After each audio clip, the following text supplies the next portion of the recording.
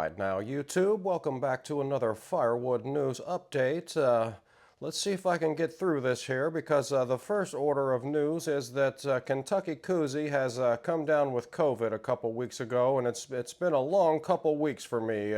Now this video is probably going to be out of order, so I may mention it briefly again in a future video, but I'm not going to make a big deal out of it. It's just been, I haven't been doing much for a couple weeks, and I'm behind on my firewood. So also, don't forget to hit me up if you want a koozie. Any of you YouTube guys out there, if you want a koozie, just let me know in the comments and I'll try to send you one. So anyways, I got all my notes here now, and I'm going to go through this firewood news and see if I can't get through it. Now, it's kind of a cluster I made here, but let's see. Let's get right into it. The first news story that I just had to pick it up and cover it because it was all over the news, and people made a huge deal out of this, and it's really a big deal about nothing. But apparently Britney Spears has singed her facial hair, her bangs, her eyelashes, and eyelids, attempting to light a gas fireplace now. And this comes 4 years after she also burned down her home gym, apparently, in another unrelated incident. But she says that she was attempting to light the fire and it blew up in her face. Now, she usually has her security light the fire because this type of thing has happened before, she says. And so she says, quote,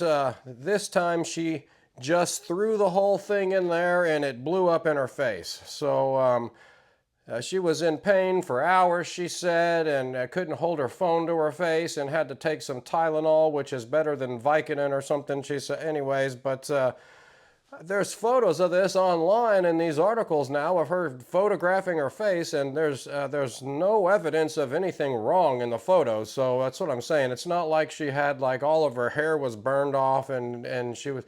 There's nothing wrong with her in the photos. So this is a big hype story, and we'll get Britney back in the news, but whatever for Britney, we'll talk about it.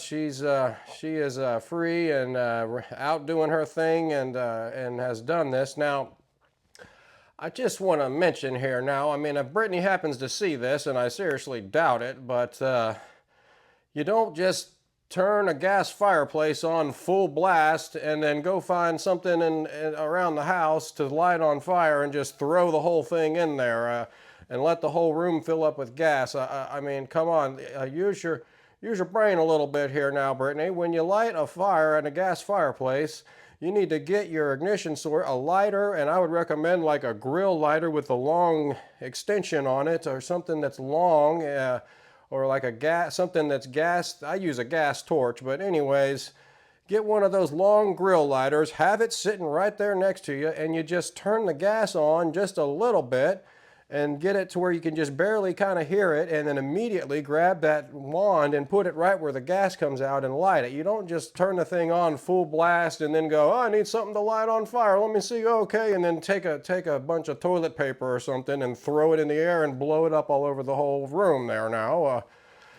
So maybe if Britney sees this, that's probably not going to happen, but just take it easy on the gas. Turn it on real slow and have something ready and light it up. So that's the first order of news there, and so we're going to move on here. The next thing, we're going to move down into Australia, where 10,000 trees have apparently been illegally logged or cut, and they're being sold into firewood. So people are being warned in the public to be aware of cheap firewood scams.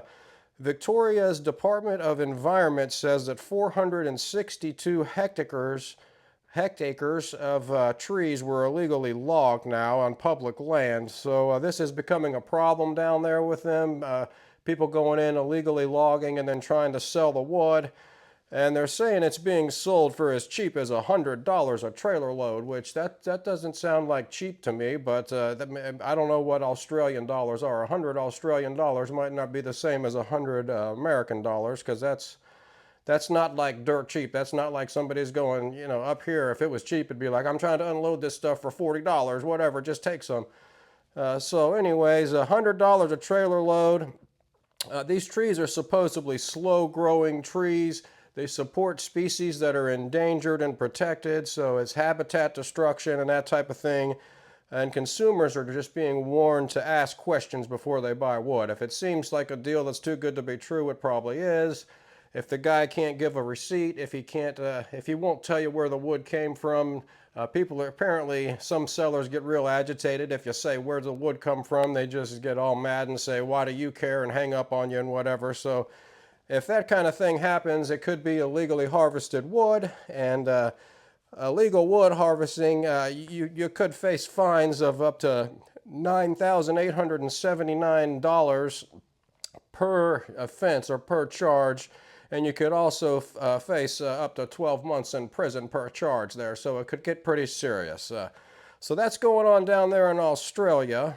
And the next order of news I saw, which was just kind of some funny common sense news, is it says that you're not supposed to mount a TV over your fireplace. So just, if you go get a nice flat screen TV, I wouldn't put it over your fireplace. There's obvious heat problems involved with that.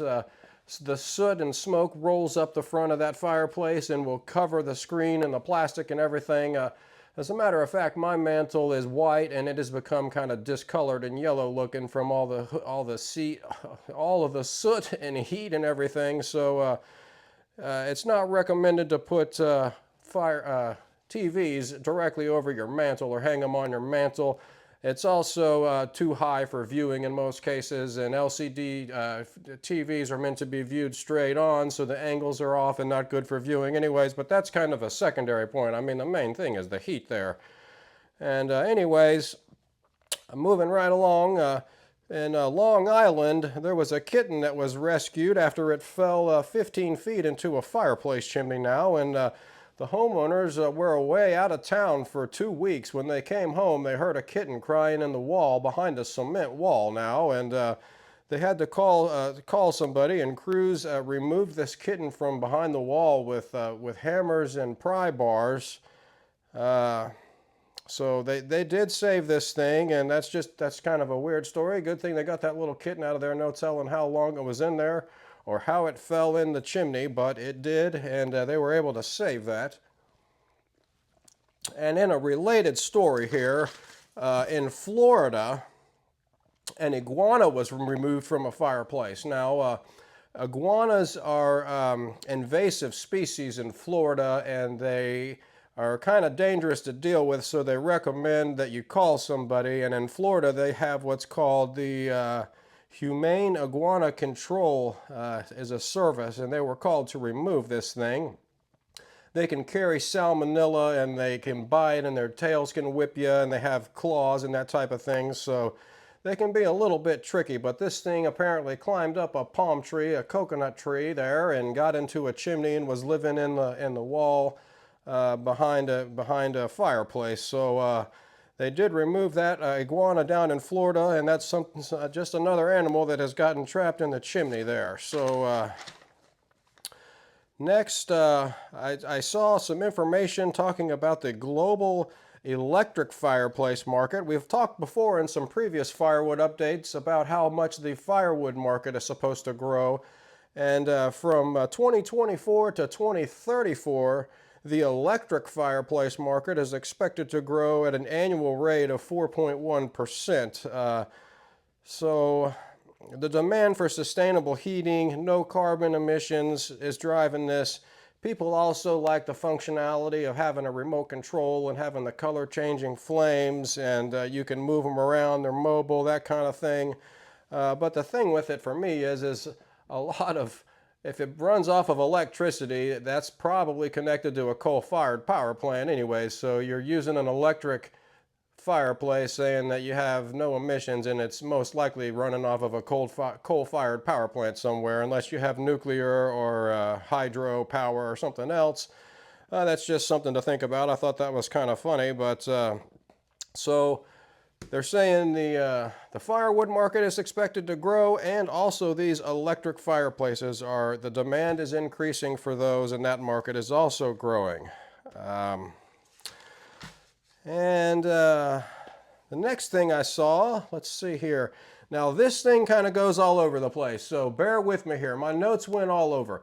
there was two articles on the UK and their new regulations and fines in the United Kingdom. There was two different articles that I found, and one of them said that people can face fines of £1,000, and the other article was talking about the exact same things and said that people could be fined up to £300 in the UK for these new fireplace regulations now. So this is for burning unauthorized fuel.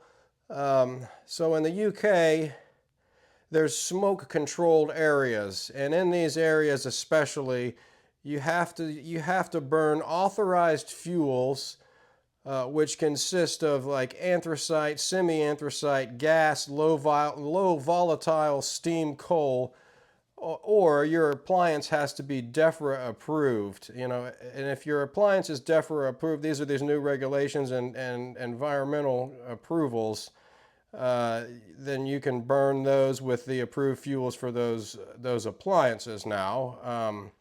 So in the UK, there is still some households that rely on wood for heating and cooking. So they say there's no outright bans planned in the immediate future against wood burning and that type of thing, but these regulations, they're really starting to tighten down on wood boilers and fireplaces and that type of thing. And so some of the other rules in these smoke controlled areas are that new wood burners, they can't emit more than 3 grams of smoke per hour. And I'm pretty sure that's what it said. The article says 3 Gs of smoke per hour. So I guess that's 3 grams of smoke per hour. The approved fuels vary by location. Coal is illegal unless it is smokeless, like an anthracite coal. And there's no wet wood allowed. The wood has to be under 20% moisture. So anything over 20% moisture they consider wet wood. And you're supposed to buy kiln dried or properly dry wood under 20% moisture. And it could be marked ready to burn with a ready to burn label. I guess that's something over there that shows that it was dried properly and ready to burn. And your appliances must be DEFRA approved and or meet the eco design rules. So that's more stuff going on over there in the UK regarding firewood and fireplaces and their smoke emissions control measures that they're taking over there. It's getting a little more difficult, and they're going to start fining people. So I guess if your neighbors report that you're putting out too much smoke or what have you, they'll come by and investigate you. But back over here in the United States now, we talked about the University of Tennessee's Firewood Bank program earlier this year in an update, and they are in full swing and they have new partners. They are partnered with the Anderson County Community Action Commission, and they are acting as a liaison between the UT Firewood Bank that supplies free wood to elderly people and low-income people that need to heat with wood, and the food bank there and the firewood bank there. So you can go in and you have to be a customer of the commission, which means you have to sign up with a driver's license or whatever that means, and then you can sign up for firewood deliveries from the UT Firewood Bank there. So they are going. It is firewood delivery season, and they are in full swing right now. And back over across the pond again in Saudi Arabia, we had a Saudi man in his 70s has died from smoke inhalation. He was found in a closed room, and they're saying you need to ventilate these rooms now.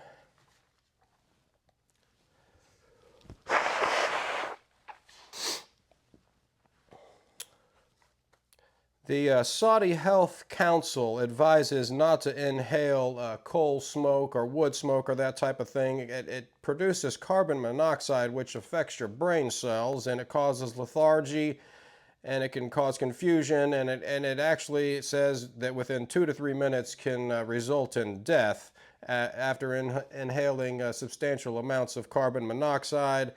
So in Saudi Arabia, they have a lot of people that are doing things. They're like trying to burn wood and coal inside of tents and things, and every year they try to ramp up awareness going into the firewood burning season to make sure you ventilate everything. open the windows. They say to start the coal outside or whatever, and then bring it inside the tent. So I guess you could like put it in a bed warmer or something and put it in your sleeping bag and keep yourself warm, but still have it ventilated and not an open fire burning, that type of thing. But that happened over in Saudi Arabia. And then right back here in Kentucky, here, the last article we have today, out of Shepherdsville, Kentucky, a logger operating a skidder was killed in an accident. He died. It was a 62-year-old man operating a wood skidder. Somehow, it just says there was an accident. The man was from the Cub Run area, and it resulted in his death. So I'm not sure what happened with that skidder. It could have tipped over on a hillside and rolled over on him, or what. I'm not sure. But again, that's a logging accident that happened right here in Kentucky, just down the road. So I wanted to cover that. And I think that's pretty much it for this this Firewood news update. I will keep them coming in the months to come as news arises and that type of thing. But like I said, I have been out of commission for going on 2 weeks now, and I got to get back to work and on my feet and everything myself. I haven't been making videos and everything. But I hope you enjoyed that little update. I think I pretty much touched on it all there. And it's Halloween night tonight, so we'll get this up here on one of the next few uploads. And you guys have a good week. I'll see you next time.